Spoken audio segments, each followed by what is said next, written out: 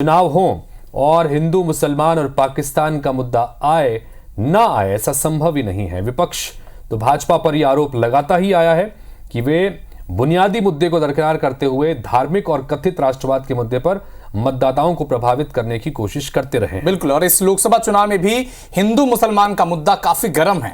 इस मुद्दे को हवा तब और मिल गई जब खुद देश के प्रधानमंत्री नरेंद्र मोदी ने चौथे चरण से पहले एक मीडिया संस्थान को एक इंटरव्यू दिया, जिसमें उन्होंने कहा कि कभी हिंदू मुसलमान का फर्क उन्होंने इस देश में किया है नहीं है। प्रधानमंत्री के इसी बयान को अब आधार बनाकर विपक्ष लगातार हमलावर है। हितेश जी, क्या था ये पूरा मामला और क्या इस पर प्रतिक्रिया आई है, इस रिपोर्ट के जरिए आप समझें।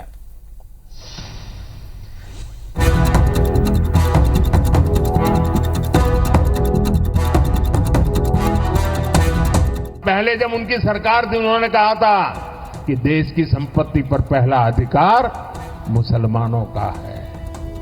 इसका मतलब ये संपत्ति इकट्ठी करके किसको बांटेंगे? कि ज्यादा बच्चे हैं उनको बांटेंगे। इस देश में अनुसूचित जाति, जनजाति और पिछड़ी जाति को मिलने वाले आरक्षण के लोग विरोधी हैं।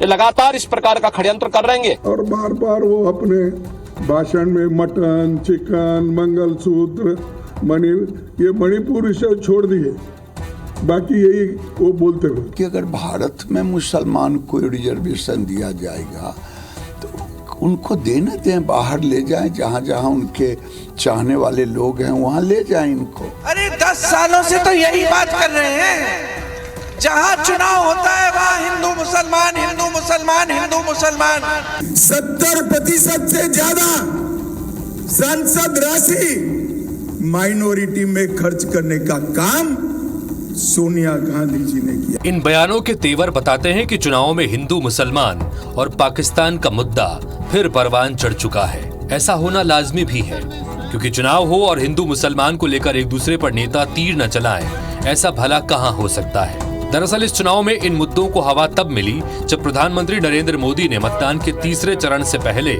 आरक्षण और संपत्ति के सर्वे मामले पर विपक्ष की मंशा पर सवाल उठाते हुए उस पर करारा हमला बोला। पहले जब उनकी सरकार थी उन्होंने कहा था कि देश की संपत्ति पर पहला अधिकार मुसलमानों का है। इसका मतलब ये संपत्ति इकट्ठी करके किसको बांटेंगे? कि ज्यादा बच्चे हैं उनको बांटेंगे। दलितों, पिछड़ों और आदिवासियों का आरक्षण न खत्म होगा, ये मोदी की गारंटी है। आरक्षण न खत्म होगा और न ही उसे धर्म के नाम पर बांटने दिया जाएगा। मामला तूल पकड़ा तो चौथे चरण के मतदान के पहले प्रधानमंत्री नरेंद्र मोदी सफाई देने के लिए आगे आए।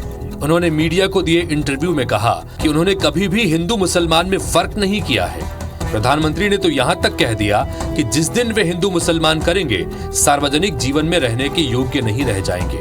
मैंने हिंदू मुस्लिम की बात कभी नहीं की। मैं जिस दिन हिंदू मुस्लिम की बात करूंगा उसी दिन सार्वजनिक जीवन से बाहर हो जाऊंगा। अगर मैं घर देता हूं तो धर्म देखकर नहीं देता। हालांकि प्रधानमंत्री नरेंद्र मोदी की ये सफाई विपक्ष को रास नहीं आई है। कांग्रेस समेत बाकी विपक्षी नेताओं ने अपने आरोपों को दोहराया कि प्रधानमंत्री नरेंद्र मोदी बुनियादी मुद्दों की बजाय ध्रुवीकरण के लिए जानबूझकर हिंदू मुसलमान कर रहे हैं। और बार बार वो अपने भाषण में मटन, चिकन, मंगलसूत्र, ये मणिपुर इसे छोड़ दिए, बाकी यही वो बोलते हुए। देखो भाई, कोई भी आपको कुछ कहना है, वोट लेना है, तो आपके काम पे वोट लो ना। मैंने ये किया। भारतीय जनता पार्टी का झूठ जितना पहाड़ चढ़ना था पहाड़ चढ़ चुका है। चोटी से अब उतरना शुरू हो गया है, अब लुढ़कना शुरू हो गया है। उनका काउंटडाउन के साथ साथ माउंटेन डाउन भी शुरू हो गया है।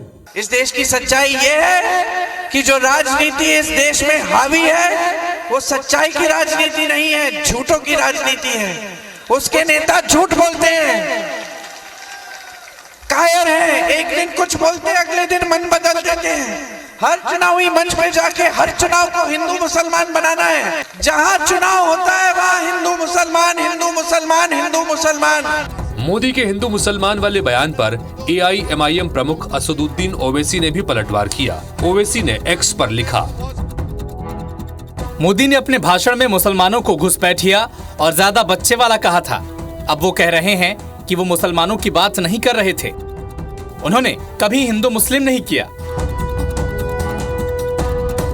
ये झूठी सफाई देने में इतना वक्त क्यों लग गया?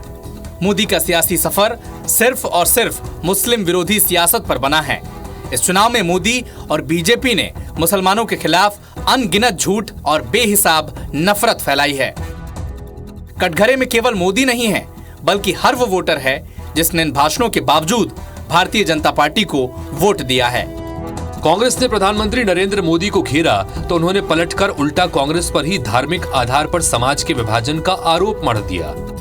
धर्म के आधार पर इन्होंने देश को बांटा और आज भी वो धर्म के आधार पर भांति भांति के बंटवारे करने में लगे हुए हैं। कांग्रेस कह रही है कि एससी, एसटी, ओबीसी और गरीबों का आरक्षण छीनकर मुसलमानों को दे देगी।